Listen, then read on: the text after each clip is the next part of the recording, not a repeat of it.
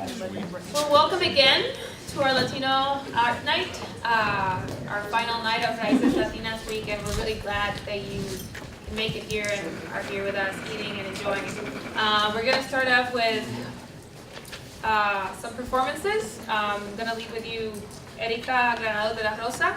She's going to introduce the group overall, but I'm going to ask you to be mindful. I know you're eating, but to be as quiet as possible so they can actually, you can feel and receive what they brought tonight. Thank you.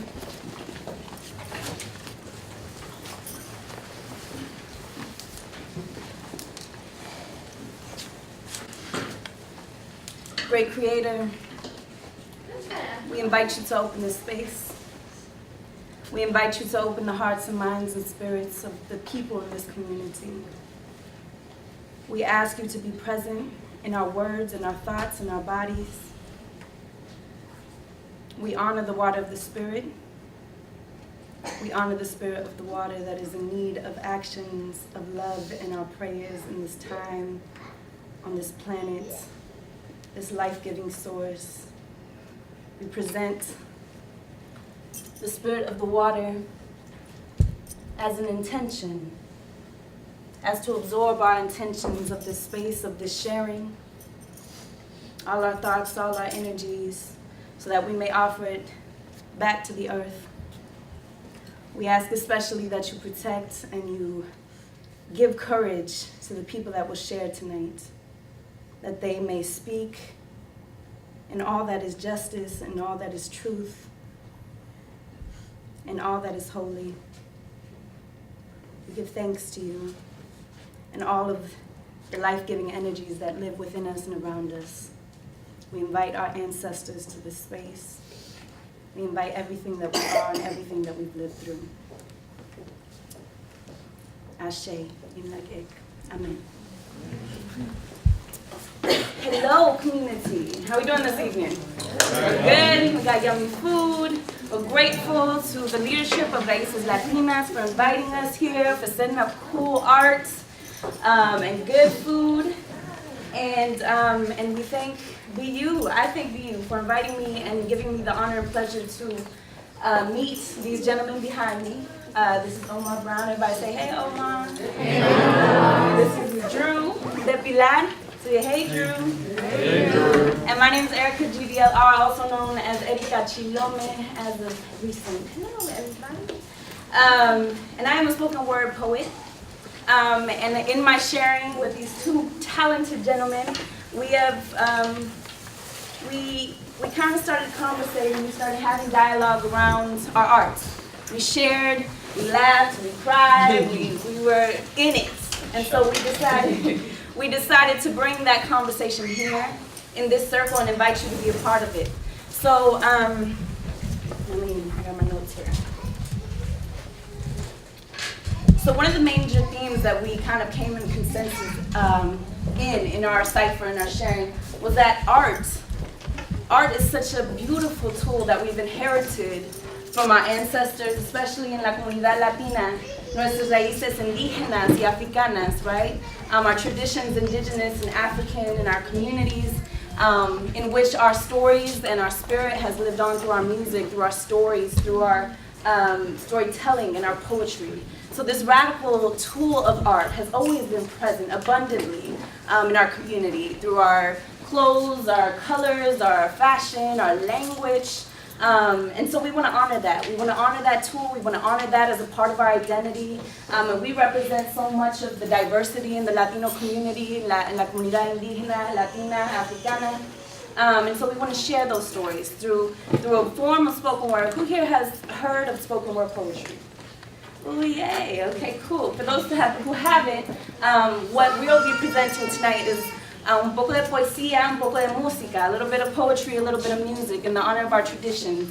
And so we really hope that you enjoyed. Now, I got to present a disclaimer, right? Acknowledging that there are children present. We want this to be a family event, but we do have strong language in the content we're going to present to you, strong political views that might be extreme or maybe not as extreme for some, and also a trigger warning that there's content having to do with rape and having to do with assault as well.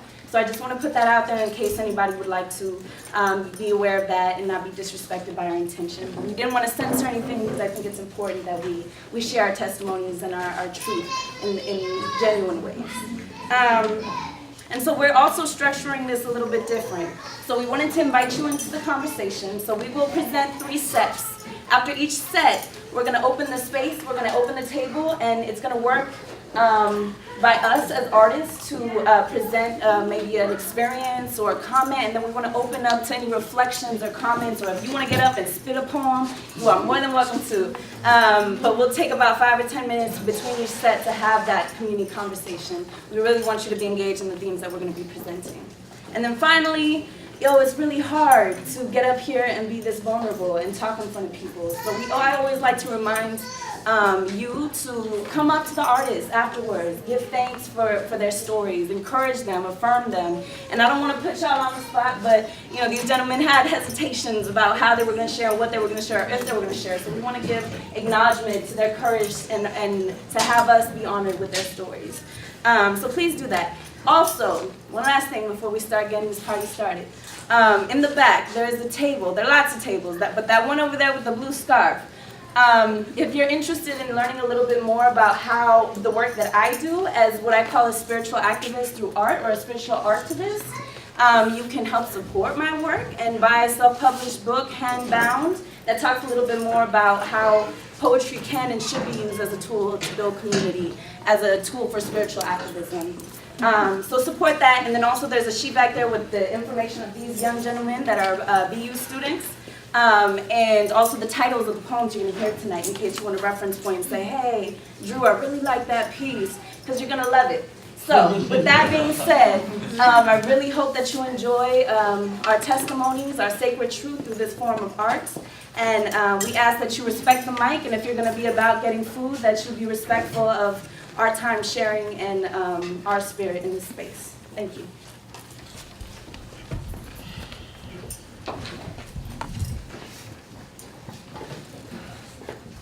All right, so friend said the other day that a real art is written. Please forgive me, I never used this, but it's been a long time.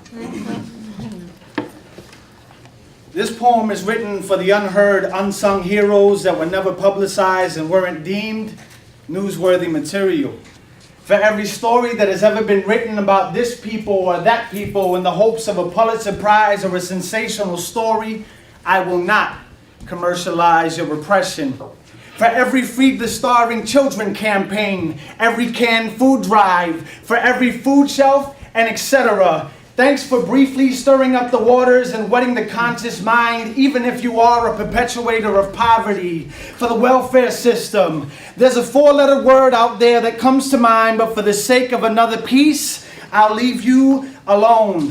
For the invisible children on my block, and your block, and your block, and yours. And for the hundreds of African Americans who silently endured Jenner High School. Also for the thousands of Negroes that were lynched for speaking up, missing a spot, looking at the wrong person, and so on, and so on. For all those who were beaten to death before Rodney King was brutalized. And for the millions of Africans who the Emancipation Proclamation had no bearing on. For all those who died fighting along Ernesto Che Guevara's side. And for all the brothers who followed Malcolm X in his exit out of the Nation of Islam. For all those who died hoping for Nelson Mandela and the dismantling of the apartheid, for every rape victim in the history of mankind, and for every hand, fist, sledgehammer, foot, tooth, and nail that attributed to the destruction of the Berlin Wall, for Salvador Allende, Jacobo Arbenz, and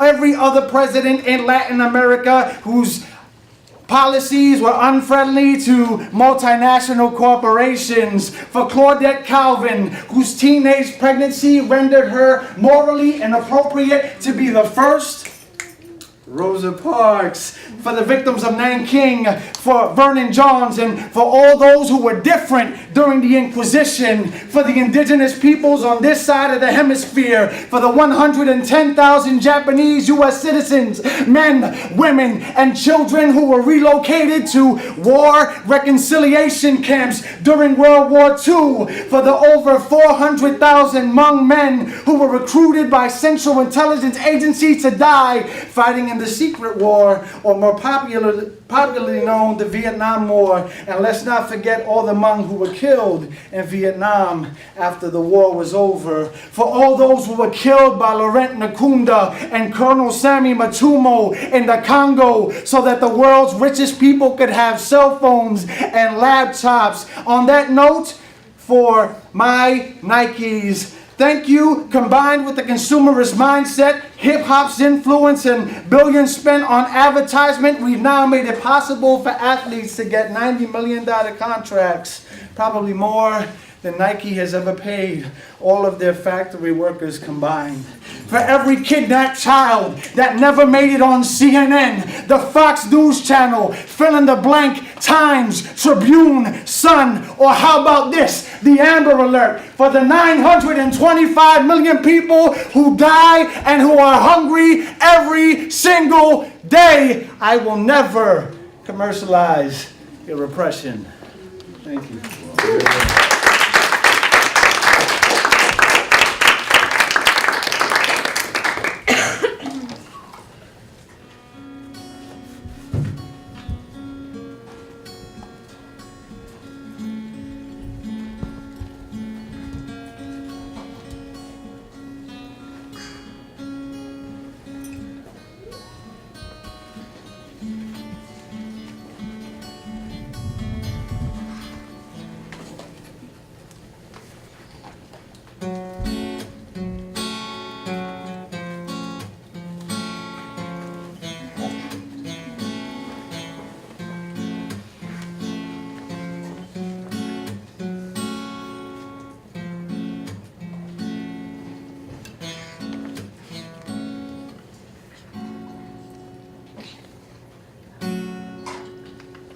Free again, I'm free again. Need someone to hold on to. Lord, I need a friend. Cast away the lies, throw away the fears. They say blood is thicker than water. Shed yours on my tears.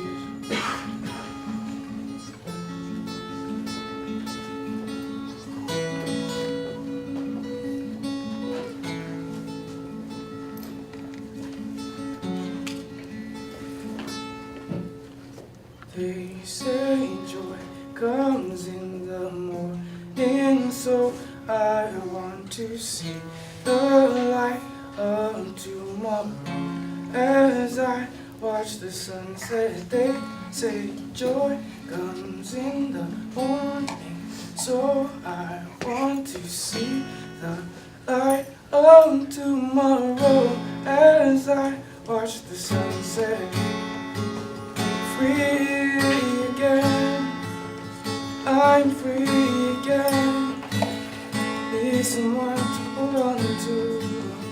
Lord, I need a friend. Cast away the lies, throw away the fears. They say blood is thicker than water, so share yours on my tears. Check it. Freedom. Music is freedom. See, I believe our souls have memories of sounds. From the beginning, the creation of the universe, like with every melodic sentence and paragraph, our collective memories immersed, our souls laced with the sounds that our ancestors heard, like the organic drumming of a heartbeat. We always subconsciously be what we prefer. Melodies that Take us back to the movements of our foremothers and rhythms that unite our hearts and bring our souls closer to our brothers, and pitches that resemble a great balance like a ghostly memory of self, and tempos that echo the heartbreaks that our ancestors felt. So when your soul is awakened and recognize the sound, take it as a reminder from the divine that you are bound, and don't take it lightly that your body is a vessel, sacred by every means and far more complex than the mental, because it carries the stardust of creation. It is proof of life through the process of menstruation. It bleeds secrets that challenge the forces of alienation. See, I believe that music is the spirit of the body, the light that reveals the godly, the majestic reminder that we embody the eternal power of life.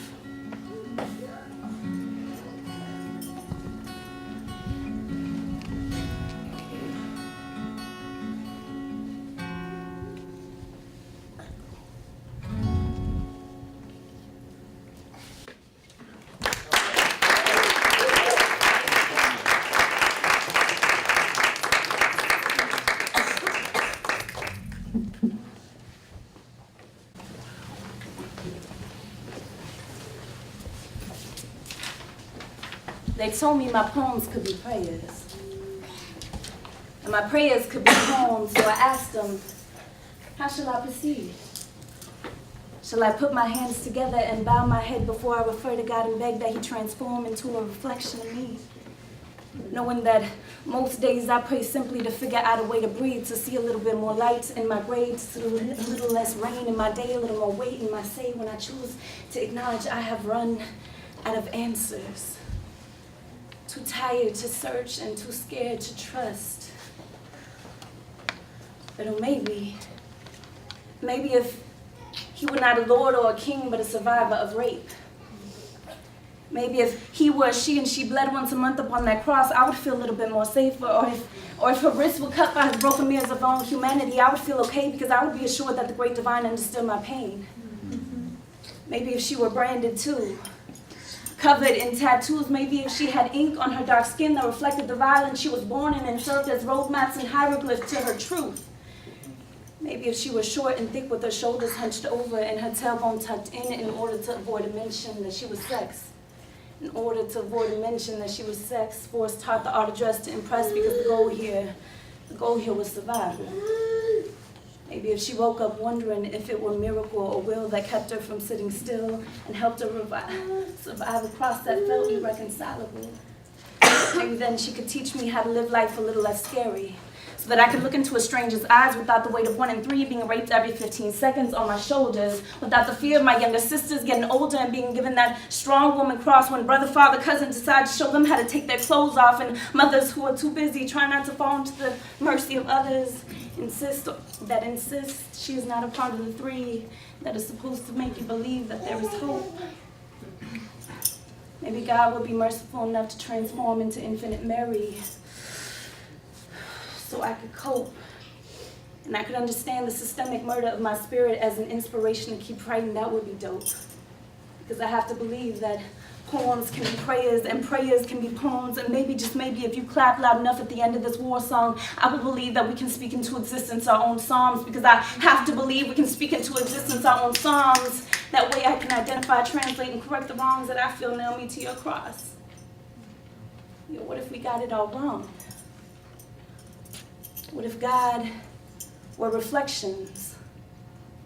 What if God were trying to teach us how to erase this idea of perfection? Maybe then my sisters would start eating and my brothers might stop bleeding, and maybe we would all understand that God is just the courage for seeing that our complex stories are divine, and that my words and pain are not just mine but del pueblo, of the people. Maybe then I would understand when they say God's people say amen. And the church says, amen. See, we let it be. But how long will we continue to not see that we got some things to work out before we are all truly free? So brothers and sisters and all those in between, I sincerely, sincerely hope that you can hear me.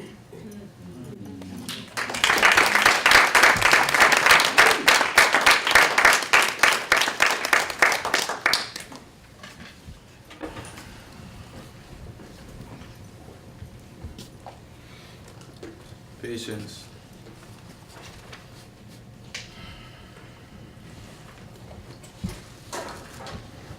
Take a second to think. Pause the blink. Let the knee-jerk reactions sit. Let inflated desires settle to the bottom. Let reason rise to the surface. Before it's too late, before the words you wish you hadn't said escape, roll off your tongue, drip from your lips, only to hit the floor and crash. Mixing with the forgotten promises of yesterday, laying with the hollow I love yous that tend to punctuate our sentences. Take a second to breathe in the silence. Do your thoughts assault you?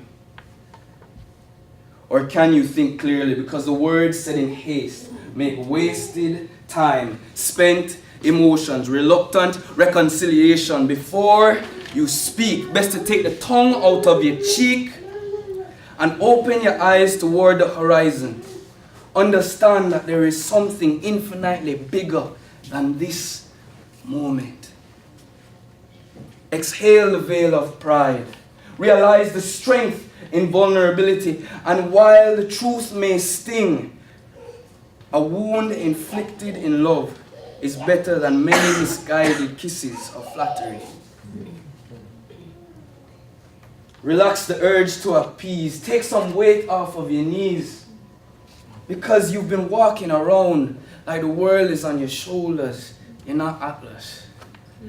Nor do you have to be. You're not Jesus. Even though you try to be. We already know that he saved, died, rose, conquered the grave. So what exactly are you trying to prove by doing things on your own strength? Be still just for one more moment. Be still. Press pause in your mind and rewind to the times when you rejected the lessons learned. Where discipline fell asleep, self-control took a vacation. Do you really want a sequel? Let your tempo slow. Let your pace move for a cross-country rhythm. For the race is not for the swift, but for those who endure. So take a shepherd's staff and reel in your first syllable before it goes too far away from your teeth.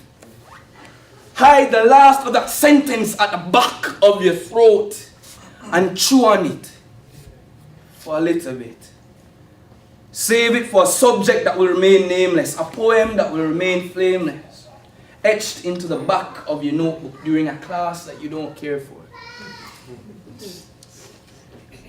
When something triggers your memory and the ounce of regret that hid underneath your fingernails creeps its way into your pen as fatigue blankets your face, you'll question if you did the right thing. Hoping to master the inevitable, you revisit the past over and over and over and over again.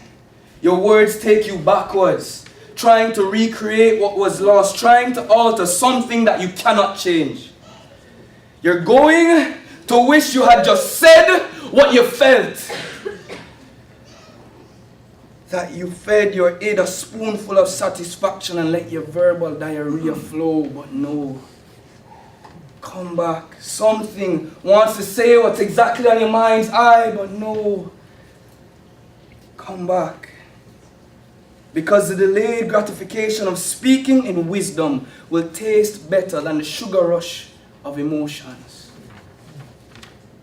You can't tell the future, but you can learn from your mistakes.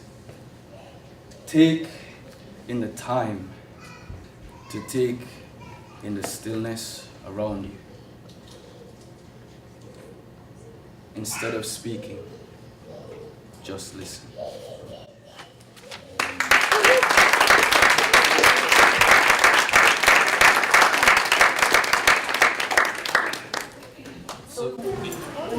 So we're just going to open it up for responses to our poetry, our art, and you know, it really is a privilege to have people listen. So as much as, I don't know, I just appreciate that you guys are here and that you've listened, and I really value your input and really value your perspectives on what we have shared with you. So just a couple seconds about my personal piece. It came out of a place of difficulty. You know, me and Erica were talking about what it feels like to live in liminal space, coming from multiple cultures and societies and languages. You know, I think there's a way in which it's easy to speak when you meet somebody who disagrees with you, or when you personally feel like you don't fit into the box. And the piece came from a place where I was in my undergrad, and I really felt that there was a value to listening, and I needed to learn that. So that's just a couple things about what I had to share, but really want to hear your voices, and also, please. Any questions or responses or comments? We want to open the space for the conversation to be had. Yeah.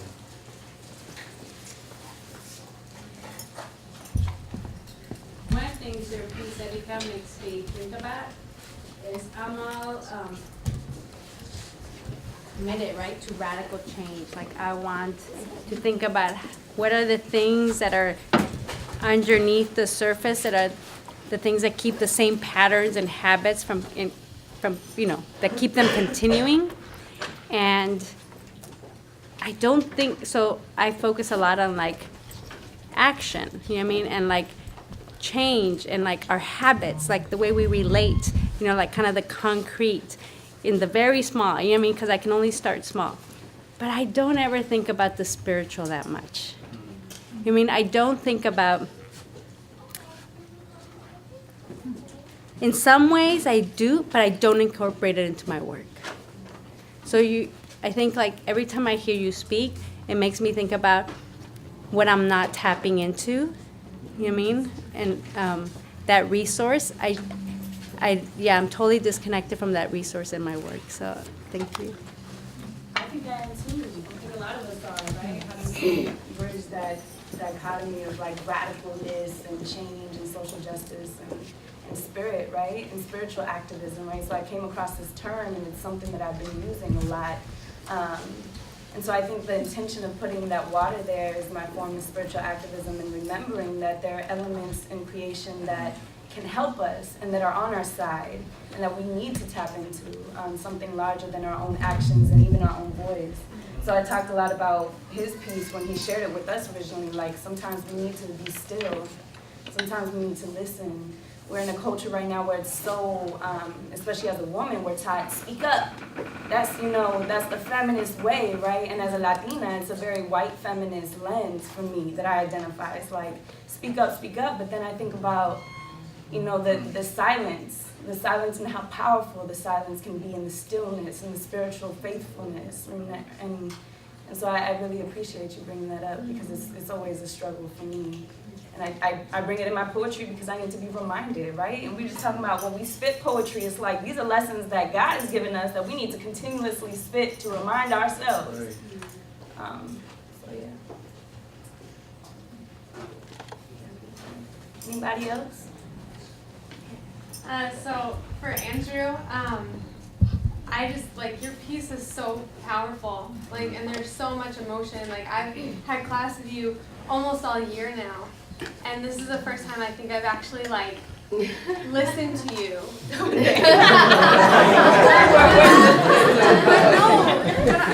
But I want to reflect on that. Like, what does that mean to listen? I didn't just, like, hear you. I was actually listening to what you were saying. And so much of like what we've been talking about in some of our classes is just like, I don't know, you articulated it very powerfully. So thank you.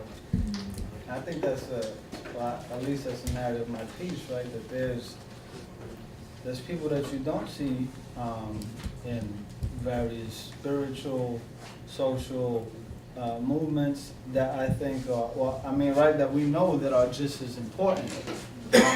But that you have to read through that lens. and that, you know, and that we have to give credence, we have to pay homage to. So right, so for me, you know, it's being able to say that all the women who paved the way for me, my work is on their back, and that's the story that, you know, that is important to me, is that telling the story that isn't told, but in a way that it's not seeking a profit or recognition for me. It's about, you know, it's about telling a story that's not mine and respecting it, and also being able to say these are the stories that we have to listen to as well.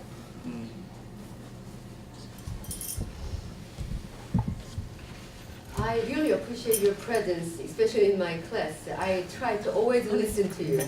Whatever you say, it's like have a power in there. I don't know from the first. And today, all of you actually show the Han. That is the Korean word. It's the complexity of suffering, pain, and the persistent will of living at the same time. And when all of you actually presented this poem or the music, I feel the deep Han in me. And it seems like the Han is just explored, and it's like walking around here. Thank you. Yeah, I kind of wanted to echo what Lawrence said. I mean, you know, I don't think I've even actually formally met you, but like I read in the world, I see you all the time, and my goodness, I'm in the bathroom across the hall, and I hear every word that you're saying. It was terrifying and great. Yeah, I over the last few years, I've really gotten into written poetry, but verbal poetry and like poetry performance, and you know, like spitting, like it's completely. I'm not used to it, and it's really, really cool. And Omar, I don't know, I mean this as a compliment, I don't know if it's like a compliment to a poem or an insult to a person to say that like everything that I like about you was in that one poem that you just did. Not that a person can be summed up by a poem, but like every, like you, I guess, you know, like everything that I know about you from the last semester and a half, like you are one of the most, I guess, deliberate people I've ever met, and that entire, like I've, you know, you were reading that, I think about like all the stuff at BU that people go crazy over, and Omar's just sort of sitting there nodding, not saying anything, like, wow. So that was, and I don't even know who you are, but that was fantastic. Thanks, guys. I look forward to meeting you. Yeah. Oh, and just a plug, a shameless plug. If you want to learn more about what spoken word culture is, it's all in my book. Only $10. So back there at the blue table, let's talk, let's meet. With that, we'll transition into the second set. Again, you gotta forgive me because I never used this. It was all like, you know.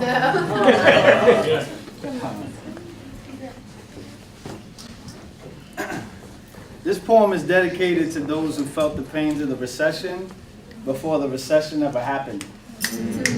The brown, black, yellow, red, and even some white inhabitants of this world for whom modern society has no tolerance for.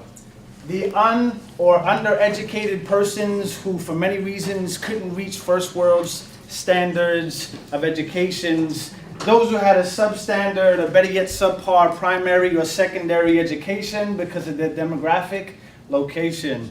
I'm sorry that affirmative action couldn't abolish the unjust monster that decided funding for schools should come from property taxes. It was not your fault that your people were herded into the slums and ghettos of wherever it is you live because of your racial makeup. Your grandfathers were heroes in a war that supposedly solidified the hopes of life, liberty, and the pursuit of happiness. But unlike their white counterparts, they were not allowed to use their GI Bills to pursue those dreams for which they fought, bled, and died for. Your ancestors were stolen from over and over again, and they called it a treaty. And even when you tried to assimilate in hopes that for once a paper promise would turn into a promise kept, they were denied. The system was never meant for you or your people, and so you have always known what a recession looks like. You were told that God had a reason for your economic oppression by those who economically oppress you. I'm sorry that the same Jesus that tells them to abstain from a certain set of sins forgot to tell them to abstain from oppression, cyclical consumerism, and the commodification of your culture. As a matter of fact, I'm sorry that the prophet first Jesus, who tells you to drop your cultural heritage only to repackage your culture for profit, looks more like the oppressor than he does the oppressed. For all of those who have suffered from chronic unemployment and were looked down upon for any number of reasons, specifically laziness.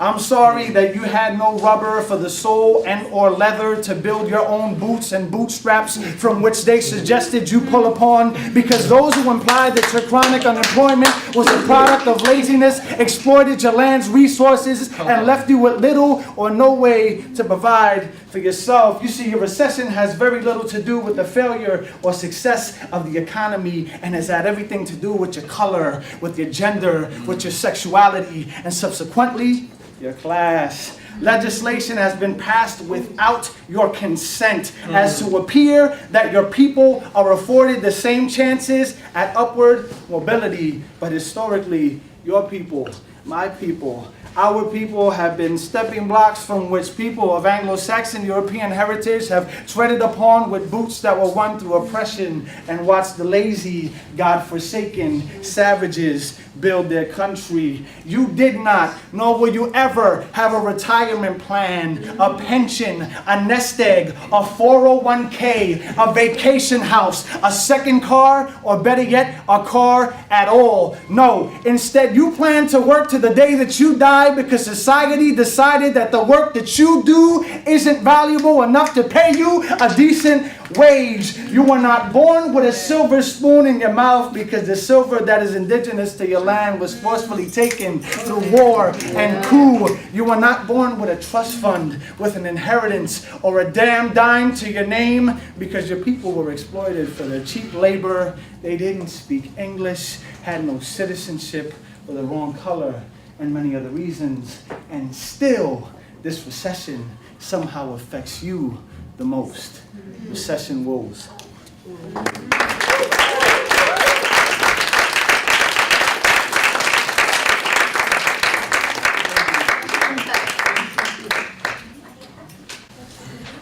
Hallelujah.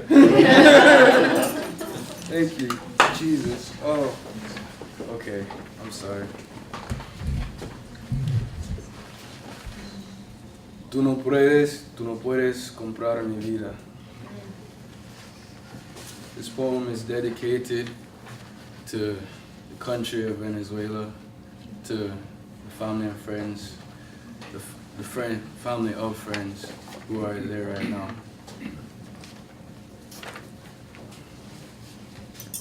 Tómalo. Tómalo. Toma mis cosas. Toma mi dinero. Toma mi tiempo. Pero tú no puedes tomar mi identidad. Tómalo.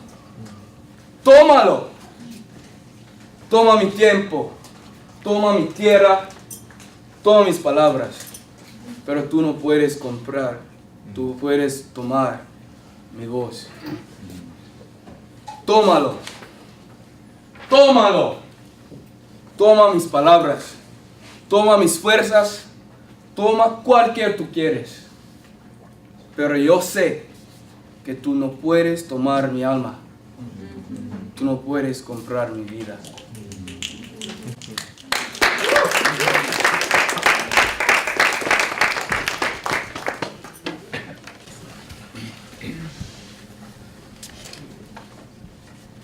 An ode to hip hop. See, it's like this as I sit and ponder Nasha as he tells the story. I live in melodic stories, the only way I can spit it, so I sing. I sing because I'm happy.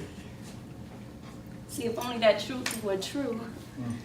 I sing because I can't cry without you. You were the only thing I knew before I could hit a note. You was the only thing that was true before you left that note and dipped and gave me every reason to hate you. See, for the last couple of years, I've been trying to find you. I'm even getting a college degree to understand the things you might have gone through, but after all that, you just become another poem. Just another anecdote to my creative decorum, so I'm like bumping. Emotional treasons, irrational reasons, new beginnings for new reasons to write. So I'm like, come on. See, I'm trying to find my spot in the continuum of time, trying to discover my essence through some lyrical rhymes and tell me tears are emotions that the words can't express. So I'm configuring my purpose asset, trying to flee from this thought that my mind's been raped, feeling like I'm pouring my soul in these words I make. But I stop, I try to take a moment in time, try to let the rain cool my mind. But the rain never comes. Only questions like, yo, Erica, where you from? So I tell them, I'm from immigrant dreams. Yes. Born amidst war and faded stories of rape and guerrilla warfare. From instinctual survival. From creativity, cotton 22, or 15 children with no shoes to witness mommy getting beat in the other room, only to be told over and over again, this is where you come from. This is who you'll be. Villagers killed and teachers hung by U.S. trained military. Say what? I said villagers killed and teachers hung by U.S. trained military. See, we were trained to hold our tongues. To become field slaves who hunger in the night for a new visionary. Believing freedom still to come. Believing freedom is still to come, so we sleep and bathe in the stench of this American dream, knowing that in reality we come from the need to survive so that we may live, so that I may give and belong. If not to a family, then to a struggle in a song. If not to mi madre, then to mi pueblo and these poems. See, I was raised on the memories of my people so that I may know them and I may remember that I come from border crossing. From crushing silence and the desperation of belonging, from broken hearts and minds but fighting spirits. En la lucha no hay de otra. Si se puede seguir in this never-ending desire to be from something more than lost childhood dreams. To be someone more than child of child who knew no tenderness in their scenes, who cannot name their tears, who are without the privilege of living without fear. You see, I come from the need to survive so that we may live. Pero me dicen, oye niña, ¿quién tiene tiempo para la justicia si tengo que limpiar esta casa y dar de comer a mi familia antes de ir a mi segundo trabajo? And they say, yo, Erica, who the fuck has time for justice anyway when all we have is just us and a payday? And I'm like, true. But to answer your question, I have not found my home in a city or a place. Rather, I have found my seeds sown and grown in the potential of this here space. So in the midst of it all you really need to know is that I was raised on hope, that the living would come alive, that we could do more than just survive. So I could stand here and look into your eyes to remind you, just in case you have forgotten, tú eres mi otro yo. You are my other me. So you better find your place in this struggle, because it's about that time for us to live free.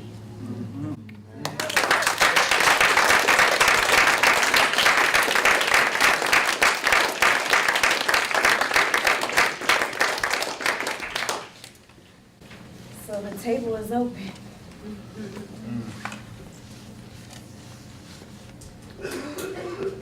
When did you each get started writing? Each. Are you asking all of us? All three. Whoever wants to share. I was a depressed child, so I kept diaries and notebooks, and people just always gave me journals. Like, that's what a little girl's supposed to do, you know, journal all her stuff. And honestly, I really wanted to be a rapper, but rappers, I mean, there were no female rappers when I was growing up. That wasn't something that a Mexican girl did, you know. So I started writing poetry when I was really little, because I used to listen to hip hop. And then it just grew from there. I found community that allowed me to start speaking it out loud, but I think poetry is something natural for me. I grew up in New York. I'm third generation Puerto Rican, and I say it that way specifically because third generation people across the board generally don't retain home language. We're disconnected from our grandparents because we don't speak the language they speak. But we lose our culture and our history. So I mean, I grew up right in this reality of people have been immigrating to the United States for 60 some odd years. watching TV and seeing brown people portrayed like tonto. Which literally means stupid. And tonto, you know, gets his ass kicked all the time. He's the stupid one. And is it the Lone Ranger? Is that? The Lone Ranger is the one who always comes out. So for me, right, I think my poetry comes from my wanting to understand that stuff doesn't just happen. Like we were talking about in class, our countries are not just the way that they are because they are the way that they are. As they're portrayed on some news channels, shit happened and dictators were put in, and it didn't just happen the way that. And so for me, that's, you know, my outlet is trying, and even trying to understand the intersectionality, the interrelationality between peoples, minority groups, and how we're similar. Even though, like I said, I grew up being taught to hate other minority groups. So I'm trying to work all that out.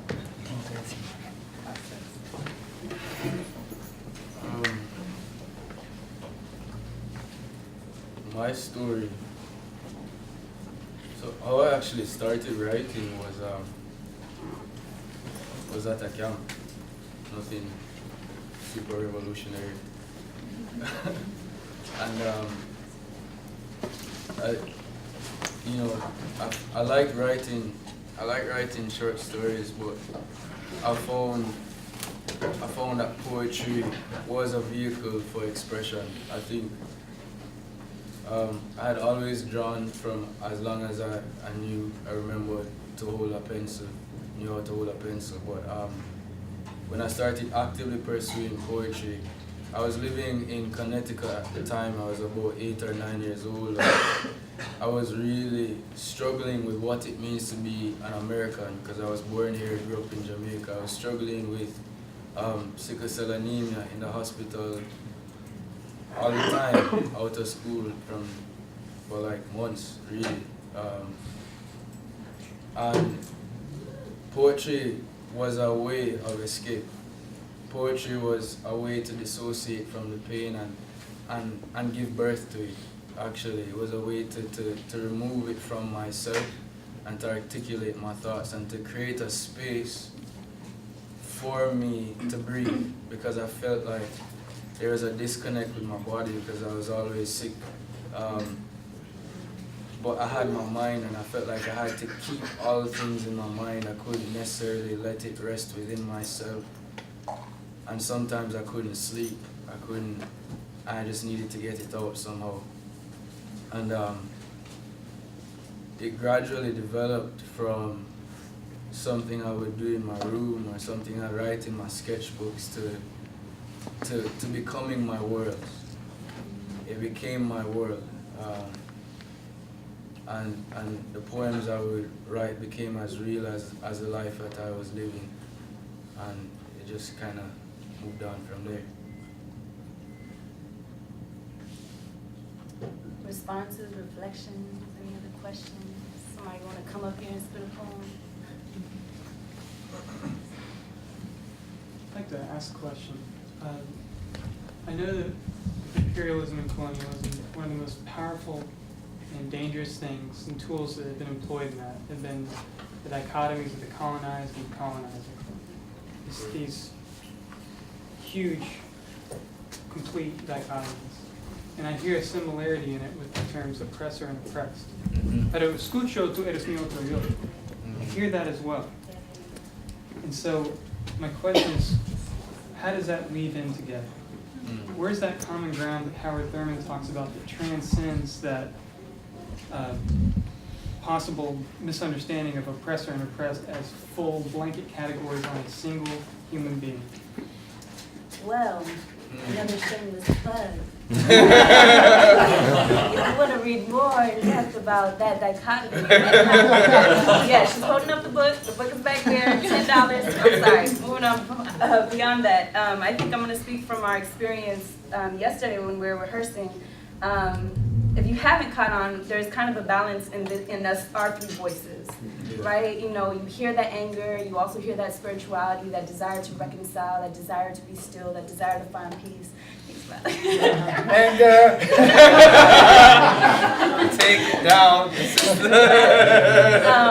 But I think that one of the things that we did, and we argued a lot yesterday. We didn't argue. It was more like, no, but I think we gotta save the world like this. We gotta heal the world with spirit, like all these different things. But I think that the power of poetry is that it's art. It's not argument, right? So what you're hearing is a accumulation of our spirits and our narratives and our thoughts that are sometimes contradicting. I have poetry that says, you know, I hate white people, and then other poems are like, I love everyone, you know, let us be a three on. And so I'm processing as I'm walking, as I'm experiencing, and all of those emotions are valid in poetry. And I think that that's what makes it so safe and what makes it so sacred, right? Is that our spirit, you can feel us regardless of that we're angry, we're sad, we're happy, we're talking about something we don't even know anything about. You can feel that energy within us and through us. And so I think that humanity and the diversity and complexity of our stories is what keeps this alive and keeps this relevant. That's my answer. I'd like to speak to Brian really quickly. I see that kind of dichotomy played out in international relations and public policy. When we think of the terms of first and third world that have just been translated into developed and developing, there is that dichotomy. And I think one principle that we can use in terms of macro level structures is not exporting anything that we wouldn't have for domestic consumption. You know, and that's also a dangerous position because we treat our own people pretty badly. But at the same time, it's kind of that thing, if I wouldn't want this policy to impact my household, my neighborhood, why would I want to implement that overseas? So, as a very simplified kind of thought on a big issue. Dean Moore, yeah. This feels on the comment about art. When you were expressing anger, you hit us all. There was nobody saved. That was part of the power of it. So it was the diversity among you, but it was also the diversity, the texture within each of you, so that nobody was scapegoated. No group was scapegoated. We were all hit. Yeah, white folks get scapegoated more than, get hit more than others, but we deserve it, so that's all right. But the kind of richness of texture that you offered to us just sucks us in. And it forces us to look at life in a way that we wouldn't otherwise do. So it's beyond, it's kind of building on your, it's not conceptual, it's more, it's art. It's drawing a world that we can't neatly put into categories. And so we have to face it. But I think in that is the umbrella that fits, that dichotomies are real within our reality. Yeah. And poetry and art and what we're creating in the space together, all of it, there's room for all of it. There has to be room for all of it because all of it is a part of our reality. But I think that saying that and embracing that kind of deconstructs the power that it has as well. So, are y'all ready for the third set? Oh yeah. Oh yeah. My name is Ignacio Castora. I actually conozco a tu mamá desde hace muchos años, o sea, y es culpa de ella que estoy aquí. And I want to echo also what Dean Moore just said. I think that you are poets in the real sense of working and reshaping concepts that might be that we think we know about, but your angles and all of that just. And what I really would like to invite you to do also is to aim at other things like the ecological crisis as well. And that's why I want to.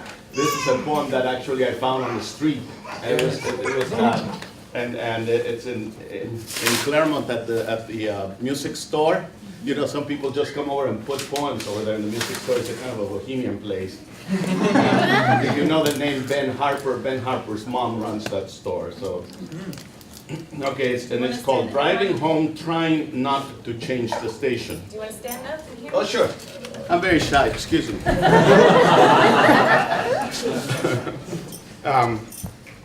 So, again, it's called Driving Home, Trying Not to Change the Station. I'm listening to NPR and they're interviewing this guy, Steve Franklin, who's talking at us about sustainable ecological systems, about inner city fish farms, about not invading the wild ecosystems, about how with a little extra effort and some duckweed, we can avoid the need for Midwestern soybeans and Peruvian abalone. Steve tells us about some real efficient aqua environments powered by human waste. And then he brings up vegetarian dog food. And listening to Steve, I'm thinking, good people, don't be so dull. Don't be so unhip. You give Greenpeace a bad rap. The way you run for the chairmanship of the committee, the way you've always humming the theme song from The Sound of Music. Good people, don't be so drab. I want to hear you talk a little bad slang from 1958. Give me a little daddy-o, like dandruff and cauliflower. Check Hasidim, at least they can dance. Good people, you give good works a bad name with your LL Bean loose fit corduroy, jumpers in your all natural cotton sleepwear and your double soled hand sewn moccasins from Maine. I want to see you wear purple satin panties and go to see a glass breaking, ass shaking movie once a week. My good people, put away the pledge cards and admit it. Steve Franklin never gets a day. Green waste, brown waste, gray waste, don't make no rainbow. Can't spin no color wheel. Good people, you're driving me to rock and roll. Don't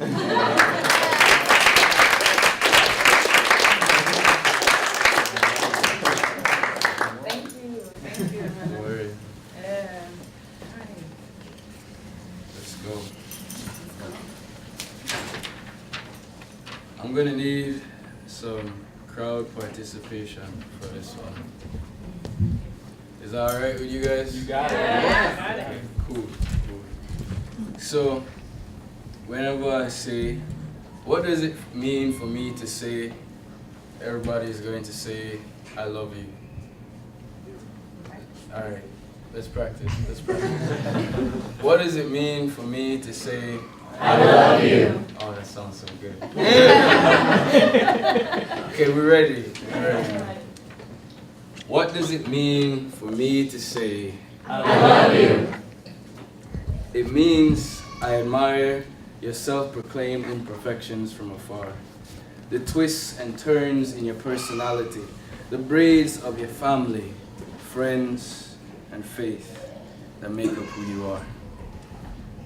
The unique way your voice rises and falls is something that brings me joy. Just knowing that you have breath in your lungs excites me. When I see you in the corner of my eye, I remember that God loves me. What does it mean for me to say, I love you? It's that I see your faults and I want to help make them your strengths.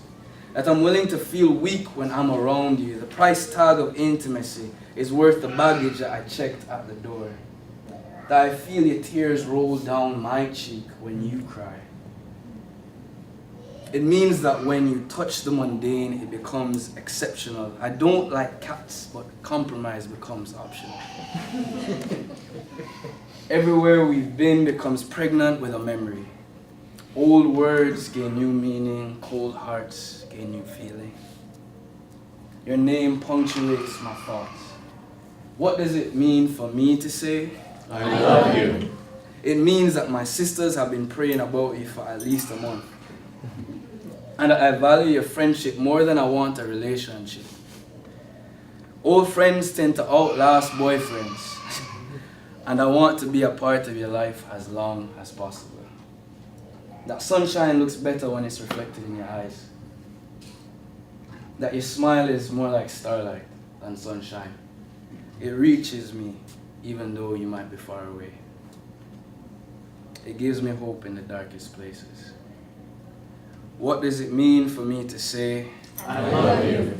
It means my heart interviews your words while other people get put on the waiting list. That I want to see what you see when you close your eyes. It means that I listen to your silence. I want to hear the conversation in your mind. I know that you're thinking, but I want to know what you're thinking. On your birthday, I marry cartridge paper with glue instead of buying a card. I make something as a way of leaving something of myself with you. That's what it means when I say, I love you. And that's why I don't say it.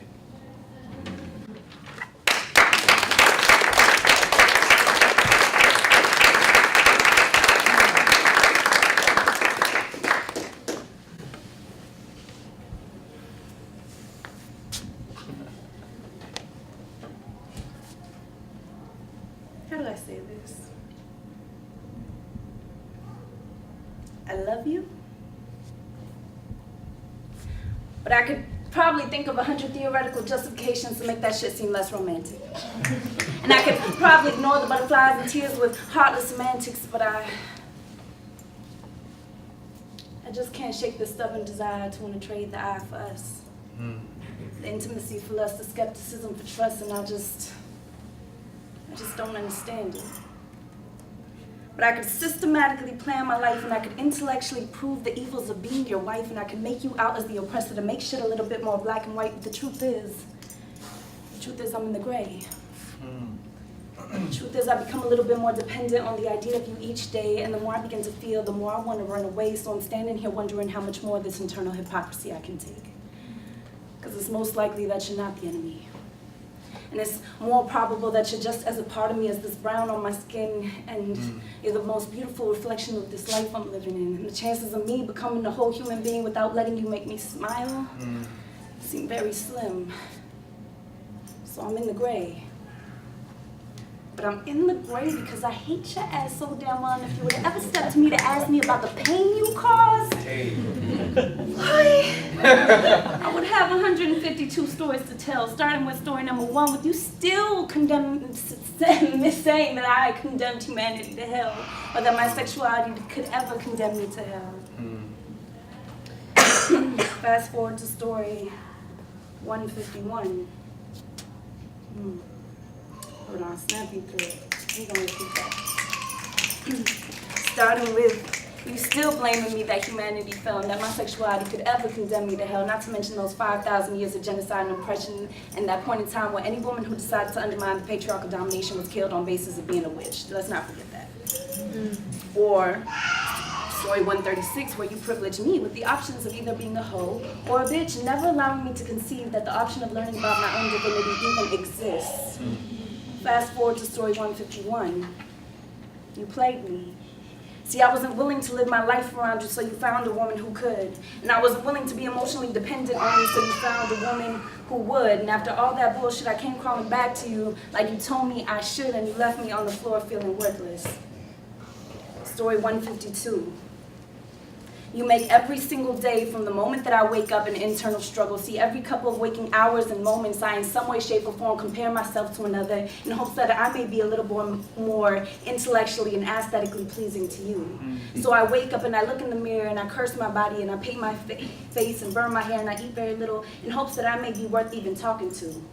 And this is the burden that you continue to create for me, and it's the same burden that my foremothers have carried for centuries, but today I am blessed to be able to say Tlaso Kamati Tonansin. Tlaso Kamati Tonansin, see in native tongue, I am able to confess that I am the daughter of the divine. And as a reflection of her, she reminds me that giving love and life are all mine. So even though I will never let your ass forget that this oppression you create is possibly the worst of all time, and I will never let you forget that this oppression is real, I choose to give birth to a process that will allow these wounds to heal.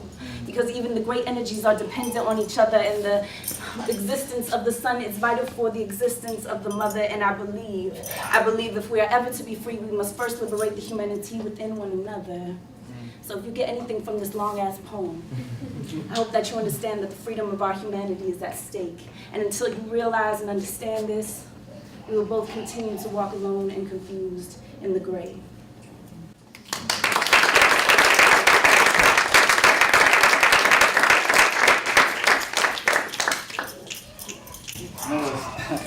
What's funny and sad about that, all at the same time, is so they do these poems.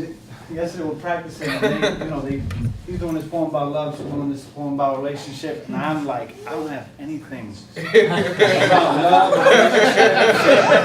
anything like that. So I felt bad. So really quick, this poem is actually inspired by a poem that I can't find. It was in a piece of literature. It was called Listen Christians. And the poem was a readaptation of Matthew 25. It was handed out at a poverty conference. I can't remember the poem I'm looking for, so please forgive me. But this is my poem. A great man once gave a parable about the eternal destiny of sheep and goats. Matthew 25, a readaptation. I was hungry, and you told me to find a job because in the land of opportunity, everyone has the same chances at upward mobility, and if I just pulled up my boots and bootstraps and sacrificed my cultural values, I could be like you one day. With a refrigerator full of food and a house in the suburbs and a spare bedroom that goes unoccupied for the greater majority of the year because, after all, we live in a meritocracy, and if I just got my act straight, I could find employment. Remember, God helps those who help themselves. I was thirsty, and you explained to me how your company's acquisition of my country's water rights would benefit us in the long run. After all, I shouldn't expect my child's life expectancy to parallel your child's life expectancy because yours has access to uncontaminated drinking water and mine. Well, I should just be grateful for the long run. I was a stranger, and you called me a terrorist, a socialist, a communist, a drug addict, an immigrant, an illegal alien, etc. Even though you never asked me my name, nor did you get to attempt to know me, because to get to know me would be unpatriotic. And considering that Christianity is the supposed religion of this empire, to be unpatriotic is to be unchristian. You never stopped to see how your country's trade agreement with my country robbed me of the opportunity to provide a living for my family. And you seem to forget that a Jewish man living under the occupation of the Roman Empire in first century Palestine would have been considered other, just like me. I was naked, and you preached to me about how good Christians don't dress like that. You told me it was better to put on your cultural garb and trade my cultural garb with the assumption that yours was more Christ-like than mine. You clothed me with cultural suicide. Thank you for the gesture. I was sick. And you refused to talk to me because of my pre-existing condition. You were too busy shouting at town hall meetings to see that I was dying. Too selfish to entertain the thought of a public option, let alone universal health care. Too covetous of your material belongings and security to inconvenience your already convenient Christianity by extending health care to all peoples in the country founded on Christian Judeo values. I was in prison, and you sent your missionaries to evangelize to me about the goodness of Jesus without any concern for the social constructs that forced me to be a prisoner way before the orange jumpsuits. However, I would like to thank you for sending gifts to my children during Christmas. But know that those gifts won't save my children from the same social constructs that robbed me of my childhood. For I was in need, and you were gracious enough to give me the stuff that you didn't want anymore. It must have been hard for you, considering all that you have. You were so gracious. Please accept my gratitude.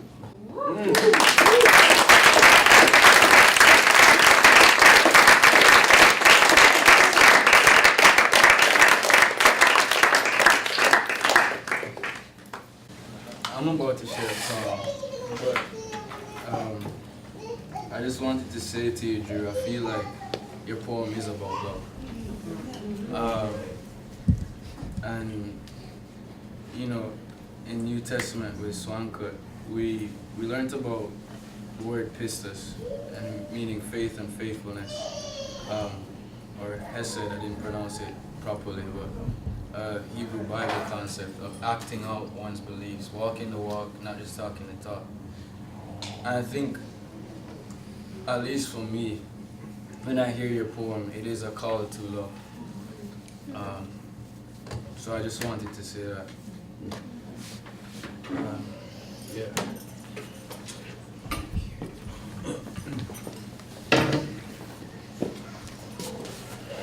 This song is called Nothing I Hold On To. I didn't write this one.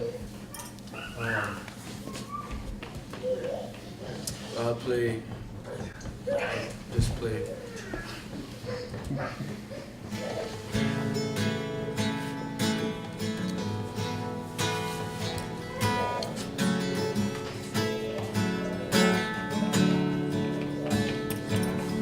I lean not on my own understanding. My life is in the hands of the maker of heaven. I lean not on my own understanding. My life is in the hands of the maker of heaven. I give it all to you, God, trusting that you'll make something beautiful out of me. Give it all to you, God, trusting that you'll make something beautiful out of me.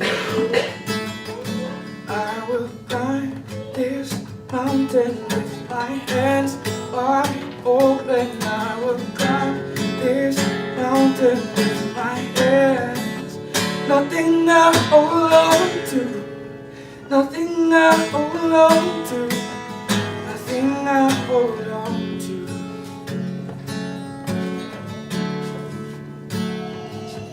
Quiero me quedar en tu presencia. Mi vida está en los manos del Creador de los cielos. Quiero me quedar en tu presencia. Mi vida está en los manos del Creador de los cielos. Ven en este templo, confórmame a tu voluntad, Señor. Ven en este templo, confórmame a tu voluntad, Señor. Voy a subir esta montaña para sacrificar. Voy a subir esta montaña para sacrificar. Voy a subir esta montaña para sacrificar.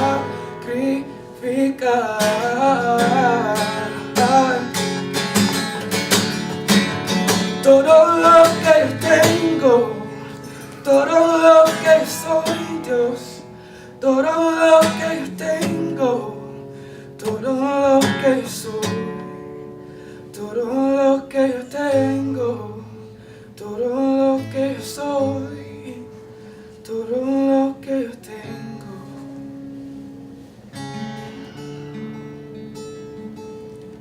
I lean not on my own understanding. My life is in the hands of the maker of heaven.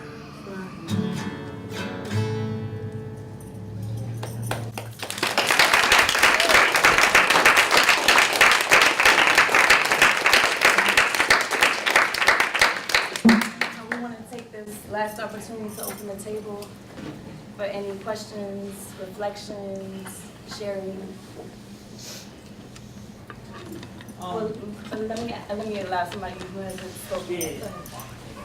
Andrew, you said you were looking for the name of that poem that you once read that was from Matthew 25? No, the name of the poem is Christians. It's written by an unknown artist, unknown poet. He gave the poem out at a poverty conference that was held by Christians And the poem has kind of the same tone, right? It's asking these same kind of questions of, you know, this is, you're having a poverty conference in a castle on a hill type of thing. So, And you rewrote that? Is that what yeah, I wrote, I wrote that. That's what inspired the writing of mine. I think that was an awesome poem. I think you ought to publish that. Yeah. Very good. I appreciate what I've heard here tonight, Erica, Omar. I like the Latin American, Jamaican, Caribbean flavor, you know, melting pot. And you took me through, you know, Colin Powell wrote a book called My American Journey. And I'm listening to your journey through your lenses and through your life experiences, through the stereotypes you experience, through the discrimination, you know. Yet also there's this call for justice, you know, equality. But yet, I also sense that there's understanding, there's love, and there's also forgiveness. So as your poem speaks the truth, it hits home, it hits hard, but it's the truth spoken in love, so that our conscience can be awakened. Thank you all. Inspiring.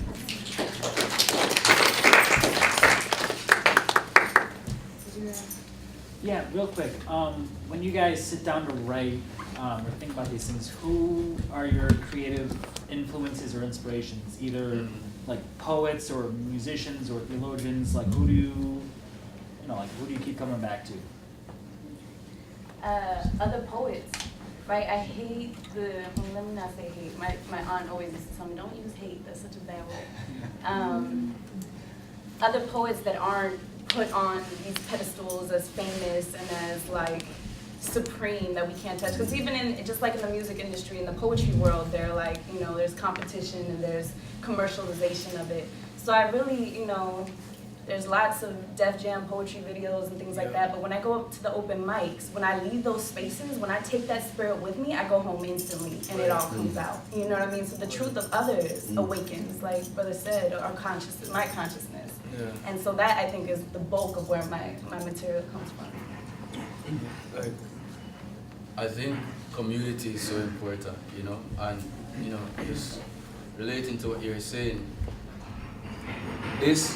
our structure came out of a conversation, you know what I mean?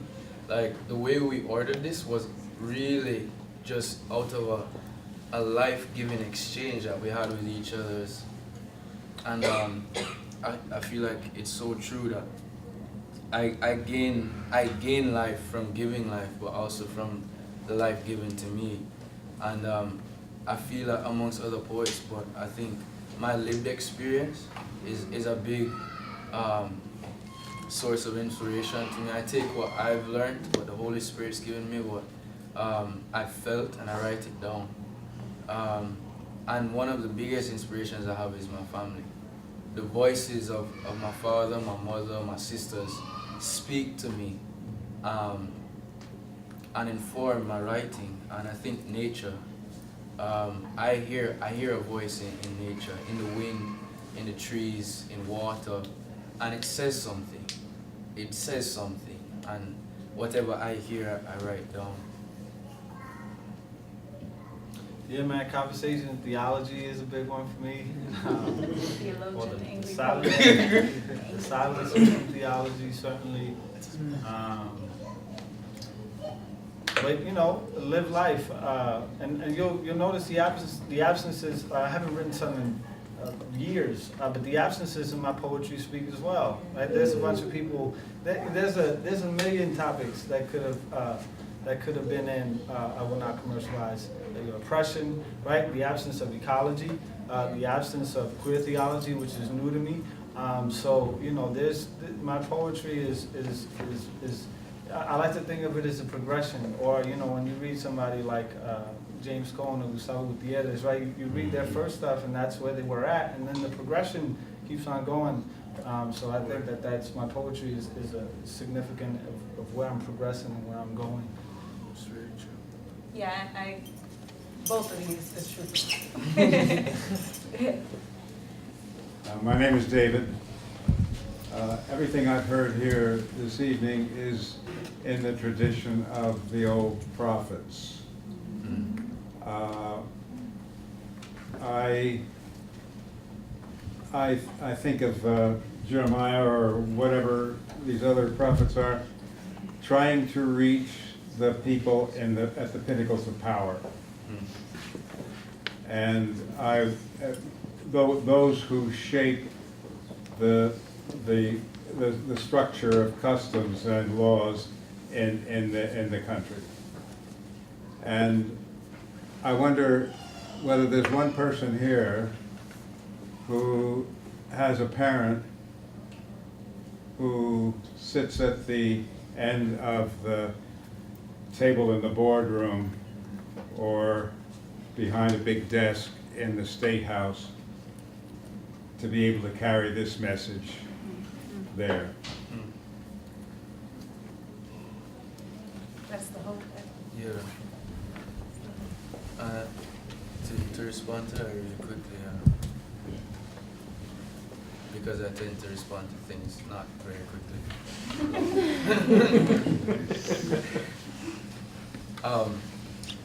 I think it's something that we also discussed prior to this was keeping the conversation going.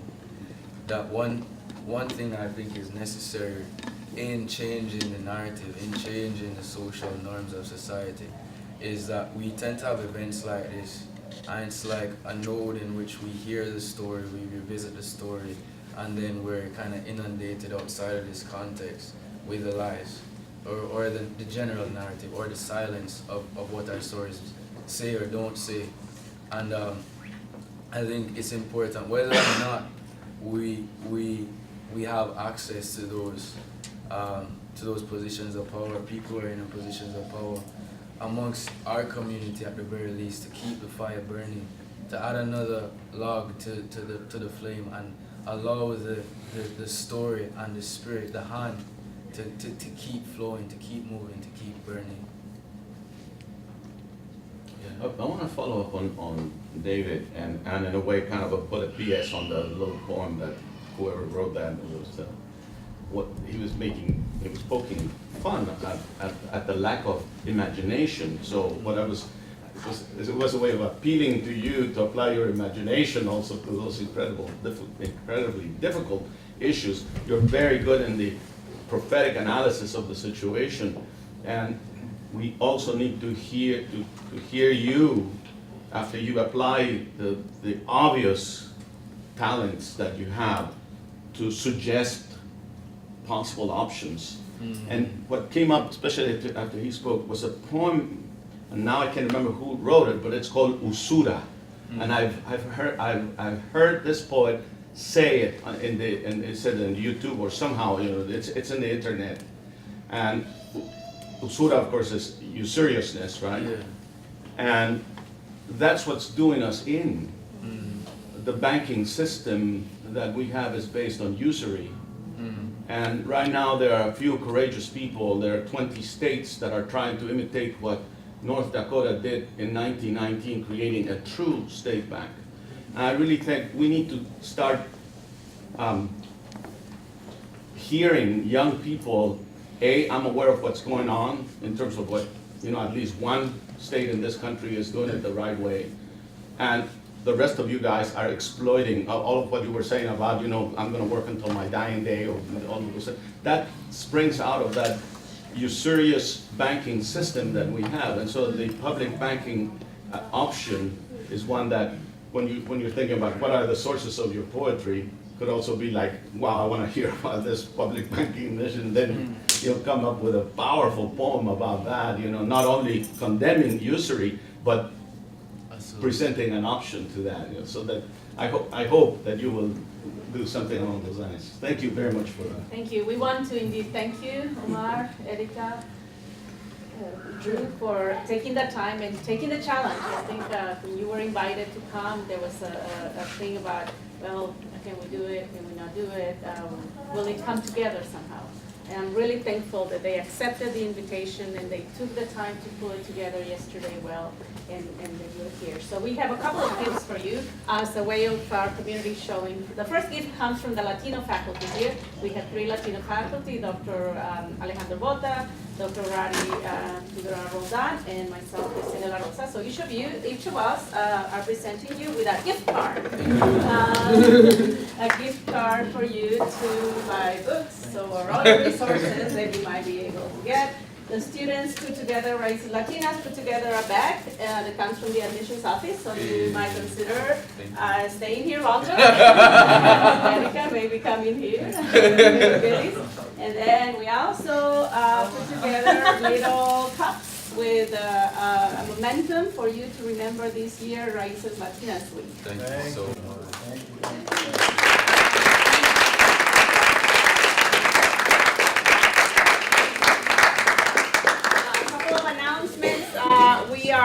We still have a lot of food back there. We have prepared some information here. Some of the things that you will see on this table and that other table come from Cuba and from Peru. You want to say a word about Peru, Emma, before we? Yes, a group of us, Diliana, Jara, Alicia, and myself applied for springboard funding to go to Peru. And each of us had a specific question that we wanted to do research on, and it was a great experience as we learned about so many women doing so much with so little, that it challenged what I do here, and at the same time it reminded me why I am here. And it was an amazing experience, because as I did my research and learn about these women, I'm also debating where I come from. El Salvador, indigenous community, Spain, and so to be in Machu Picchu and to see the work of the ancestors and how they lived and the connection with the natural world and just connecting with the people. I was challenged, because previous to that I thought I'm not gonna go back to El Salvador anymore and try to research where I come from. Like I wanna know if I have family in Spain or indigenous communities, because as I grew up, you can see I look white. And so people always told me in El Salvador when we had our Independence Day, they're like, and I always said, oh, I want to dress up, with las faldas y el canasto para hacer tortillas and do the folkloric dance. And they will say, no, you don't look like an indigenous person. You can't do it. And so they always denied that of me, and I always felt angry, and I was like, why? And I always questioned where I come from. And so for me, that was also a spiritual experience, because I am reminded in what we heard today, there's so many, our world is so complex, and I have to find a way to connect and forgive and find my own way. And so I give thanks to the school for that opportunity, because I was reminded again why en la lucha que nos enfrentamos, los problemas que están aquí, everything we face here at the school and things that sometimes don't seem relevant to us. But here I am, and here we are, given a little bit of us at the same time,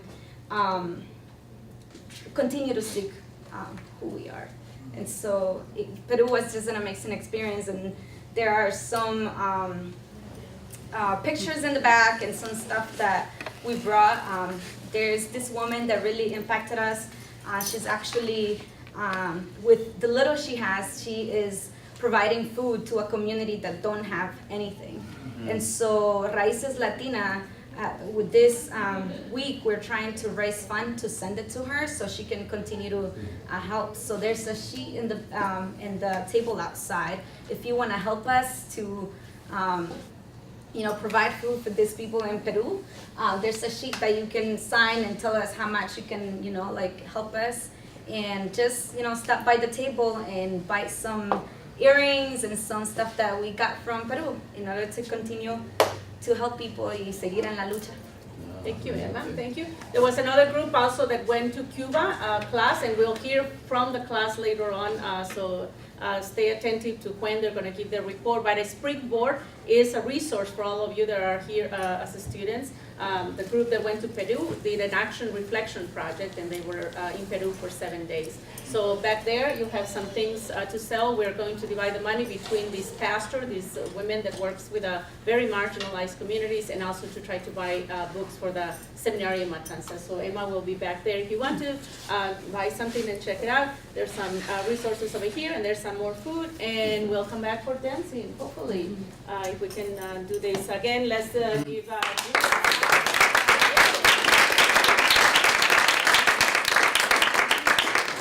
And if you're interested in learning more about spoken word and spirituality, once again, my book is back there. Talk to me. And feel free to continue asking them questions individually. We're going to need you to kind of move the chairs to the side. Does someone, do we have a volunteer that wants to pull the yellow paper out? I would love to. Okay, we'll just do one, and then Lauren can do it. It was Providence. Shelly. Shelly Rambo, she left. Do we want to say people who leave are still eligible, Christian? No. Sorry, Shelly. Okay, you can. We're dancing. Ryan S. Whoa.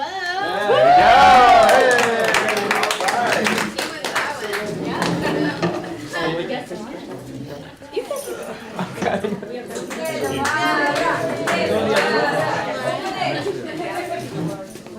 It's folded, Lauren. They're all folded, Laura. Mine's the orange one. Juan Pablo. That's all they get. I don't think anyone else can find you.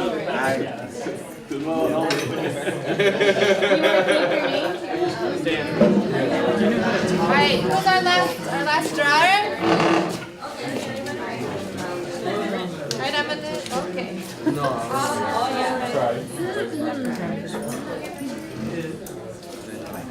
Dan Sedker. Whoa. Dan!